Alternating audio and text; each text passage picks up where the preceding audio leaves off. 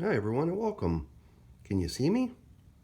This is my new camera. I usually shoot all my videos or most of my videos using a GoPro, and this GoPro right here is a brand new one. You can see it's even still got the little protective plastic covers over the lenses and the screens. And just wanted to take a little shot of it before we start preparing today's video. So I'm turning it around so that we can shoot some video using it today. So hopefully it turns out good. So I guess we'll see how it turns out.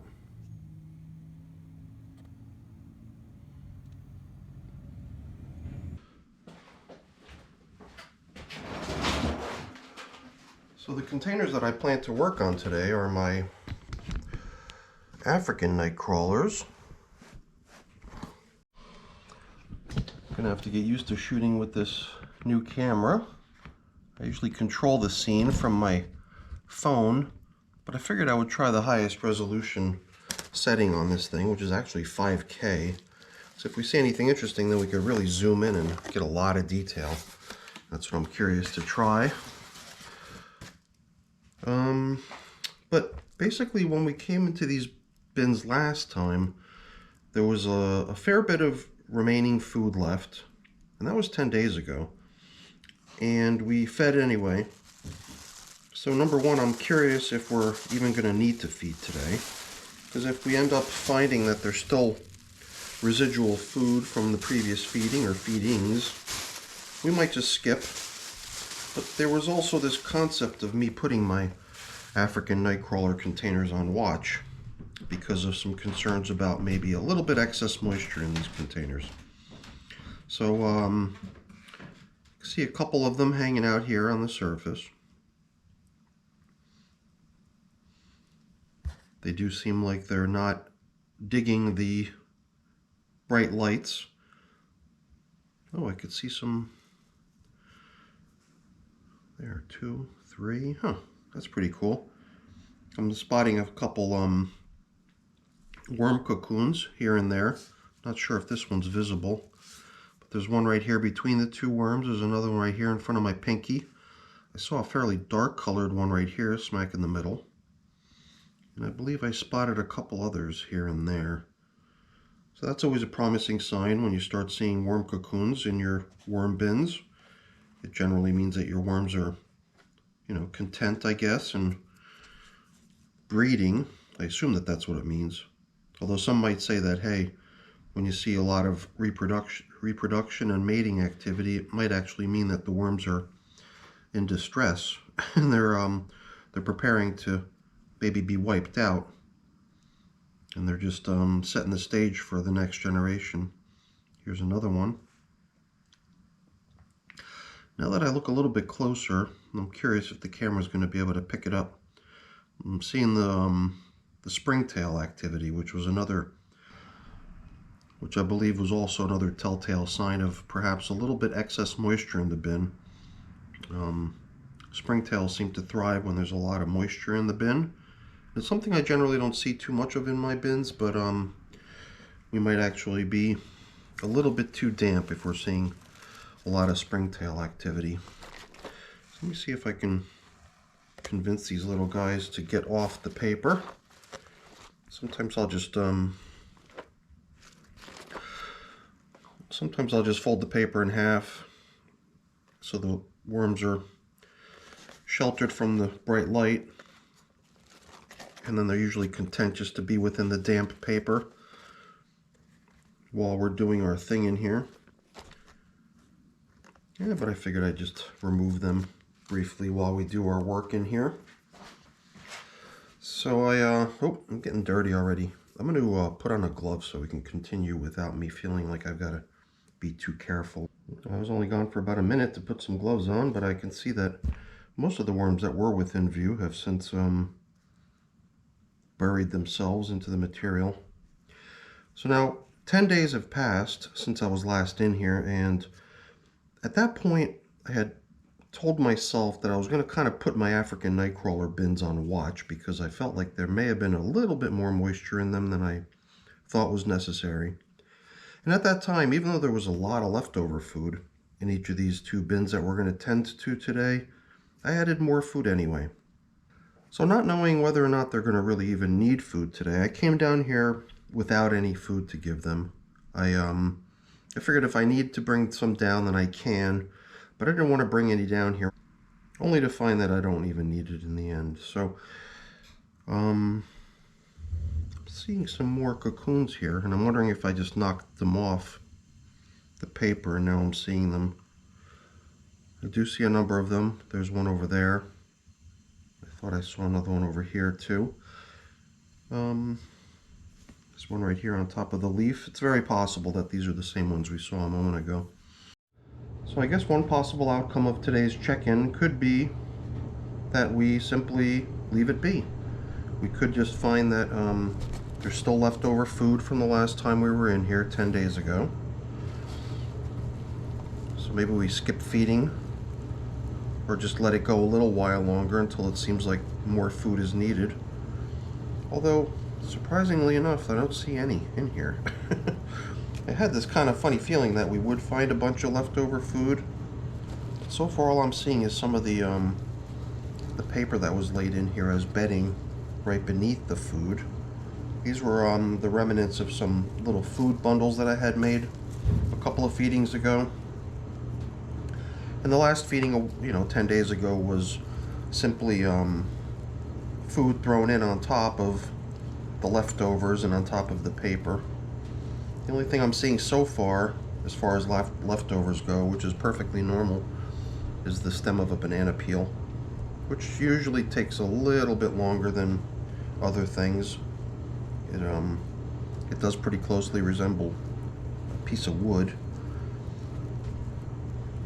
Here I'm seeing a couple hints of green, a little tiny speck or two of what seems to be leftover food, but it does look to me like we may have actually given them just enough time to polish off the food they were given last time, 10 days.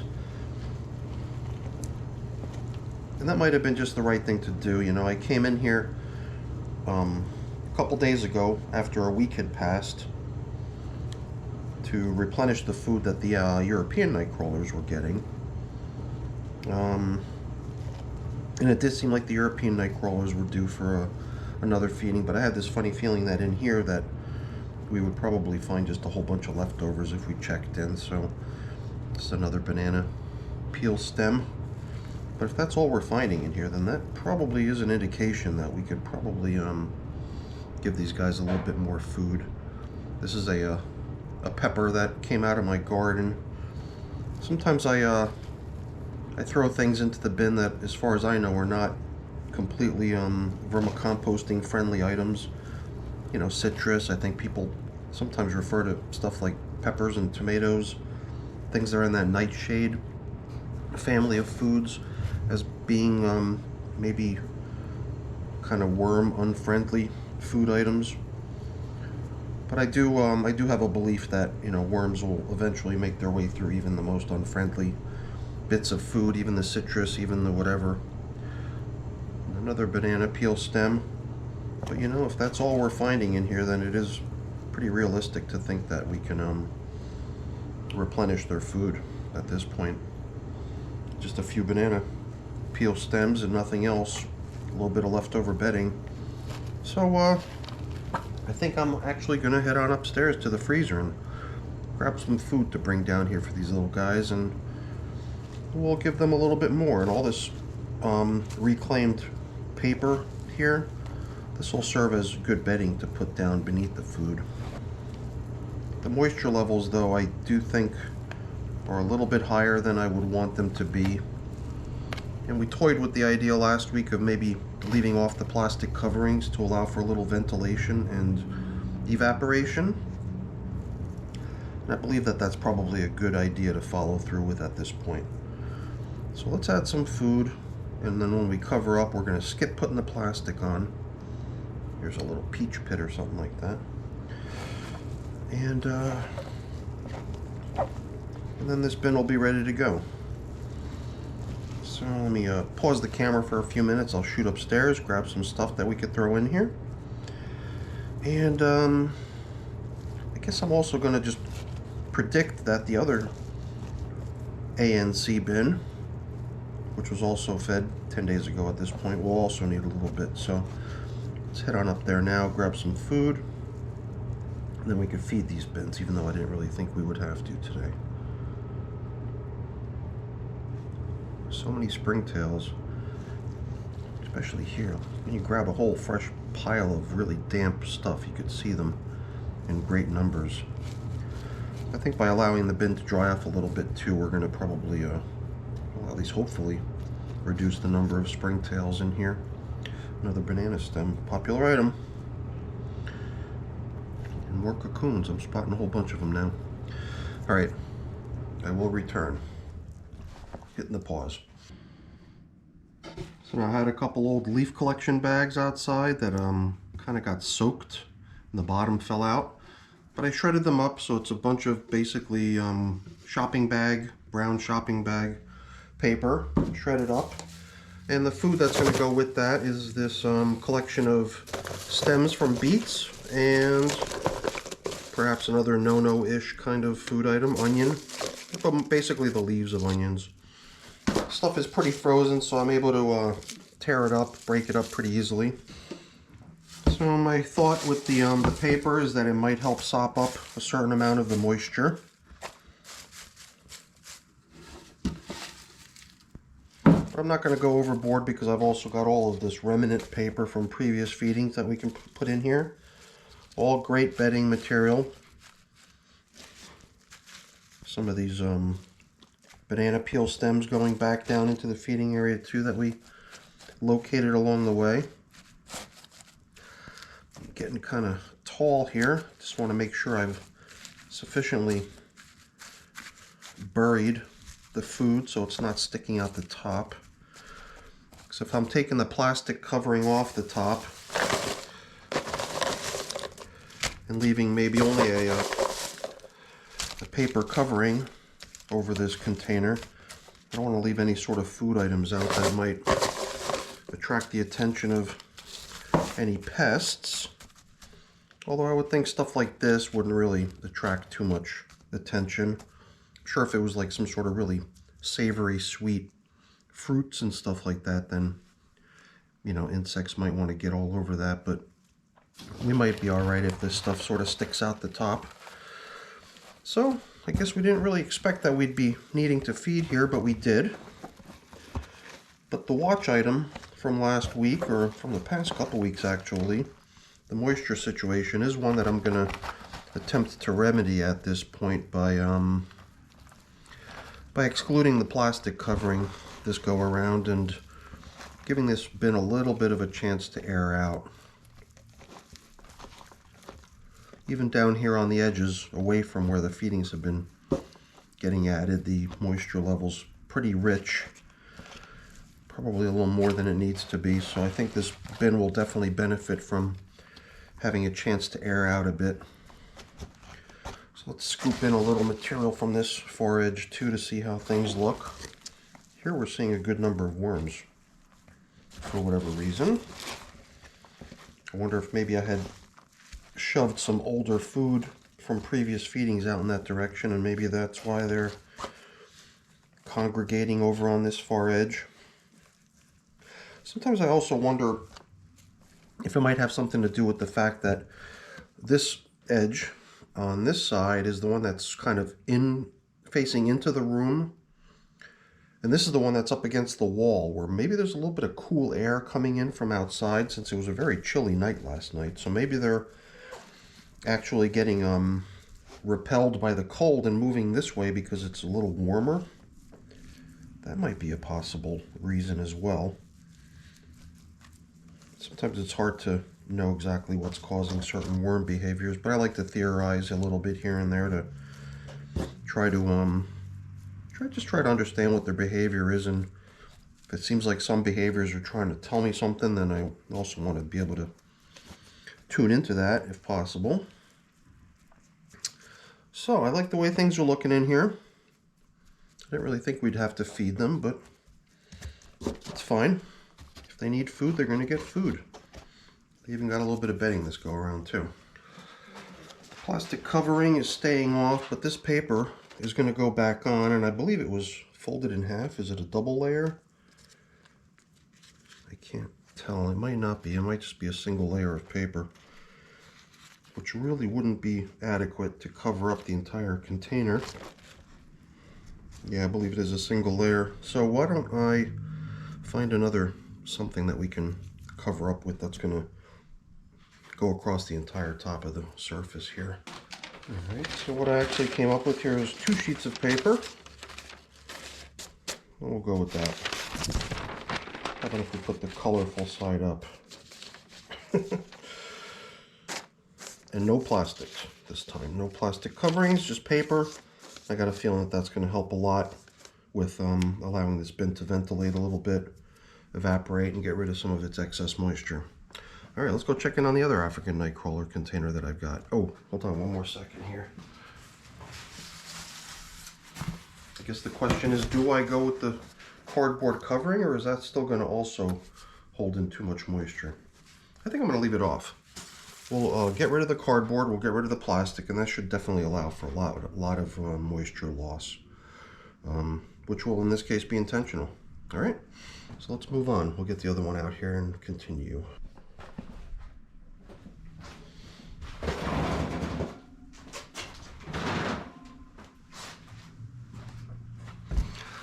Okay, let's see here. Once again, I usually watch what I'm doing on my telephone, but since I'm shooting in a really high resolution mode here, I'm shooting in 5K, it just seems to be unable to stream over the live footage over to my phone, so I'm unable to really see what I'm doing here the way I normally get to see what I'm doing.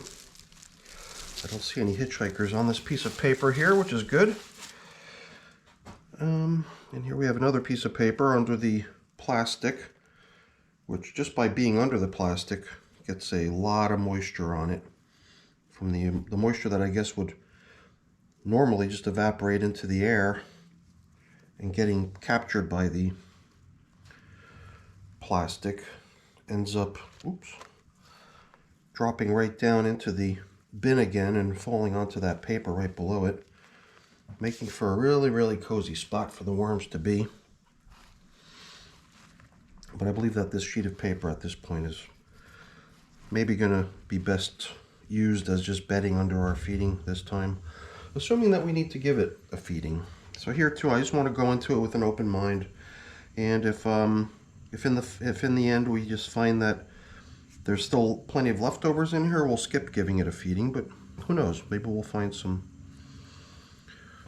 sort of similar situation here as we saw in the other container. In this container, we didn't really pick apart the paper as we had done in the other bin. So the paper here is quite complete. And I'm seeing some of the carrot shavings that were wrapped up into this food bundle. And those actually predate the last feeding 10 days ago. I believe it was maybe a week prior to that. So that food actually goes back 17 days, if I'm not mistaken, or thereabouts. But there's really not much of it. It might just be remnants at best. And I think there was another food bundle similar to that, where maybe once again all we'll find is the paper itself and maybe very little of the food that was in it.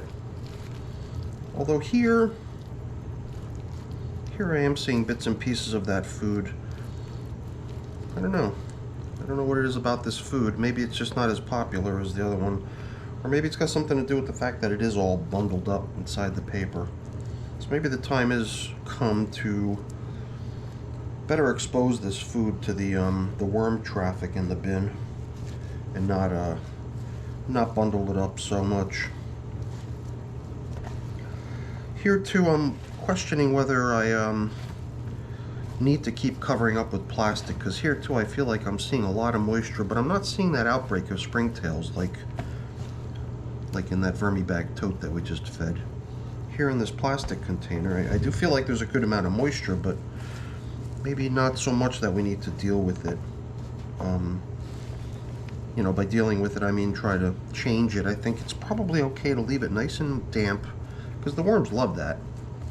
And I like it when the worms are cozy that way. I just don't want to have so much moisture that it causes the outbreak of something other than worms, basically. If we were getting an outbreak of, you know, an unusually large number of worms in here, I wouldn't mind so much, but the fact that I was seeing springtails in huge numbers made me think that maybe we would want to try to reduce it a little bit. But yeah, I think here too, it's probably realistic to think that this bin could benefit from a little bit of more food. So I've got this a little bit left over here. We'll just dump in what remains. But before we do, why don't we use the rest of this shredded brown paper bag type material that I came down here with. This too will help sop up a little bit of the excess moisture in here, or at least moisture that I'm perceiving to be excessive. I'm sure the worms don't mind. I like to keep things a little bit less damp than this. But in a fairly new container like this one, I don't think this bin is all that old quite yet. It's probably not a problem for it to remain a little bit more damp, a little bit more cozy for the worms, to keep them busy, keep them active. More leftover paper. At this point, I'm not leaving these paper pieces whole anymore. I'm going to go ahead and sort of rip them up to little pieces if I can before placing them down into the feeding area. So let's drop in this leftover food for them. And then I almost forgot, we've also got more paper, which was that paper that was covering things up previously. I think we can try to shred this up a little bit as well, so they're getting a good plentiful boost to their bedding along with this feeding today, which I think they're going to appreciate too. They seem to enjoy bedding, although you would think that more of this would have been consumed by now if they really enjoyed it that much. Maybe I'm mistaken. I think it'll be a good mix here, a good mix of bedding combined with their food here today. Should make for a pretty good feeding. All right, very nice. Let's start covering things up. Once again, giving ourselves a chance to inspect how things are progressing on the outskirts of the container.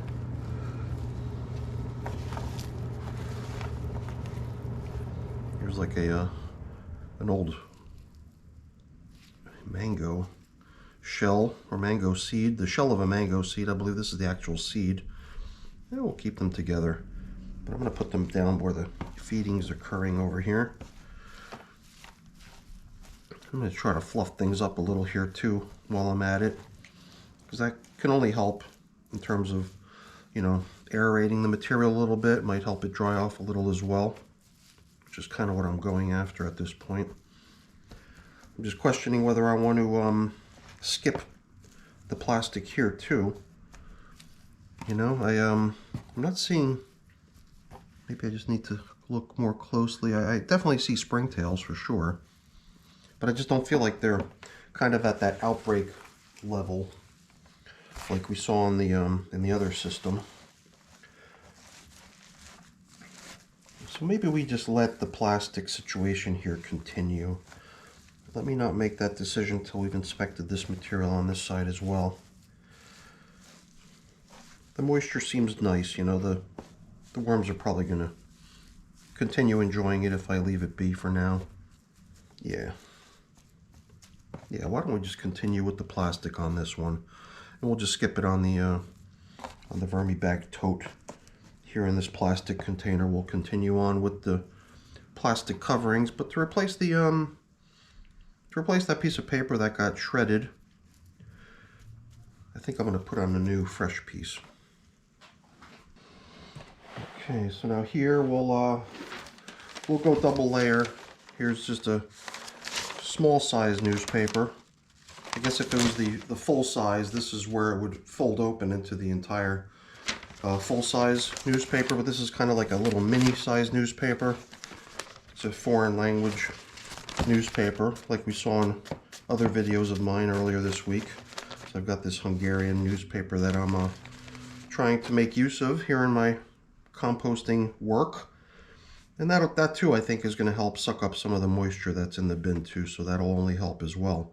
So between that dry paper we just added, this dry paper we're placing on top, I think it'll probably help a little bit to help snuff out some of the moisture that's in the bin. So we'll see how things look next time we come in here. The plastic covering is going back on, which definitely does a good job since it goes all the way out to the edges.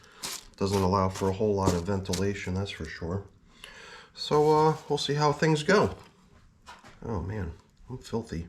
I'll try to be careful not to drop any of this all over the place and make a mess. So I've obviously got a little bit of cleaning up to do over here, and I'll put the rest of this stuff away as well, but I'm not going to keep you around for that because that's boring. Let me just really quickly say thank you. Thanks so much for watching. Hopefully you enjoyed the video. If you did, please remember to give me a quick thumbs up. That's always really appreciated. And also consider subscribing to the channel too. That's really appreciated as well. All right, everyone. Thanks for watching. Have a great day. Bye-bye.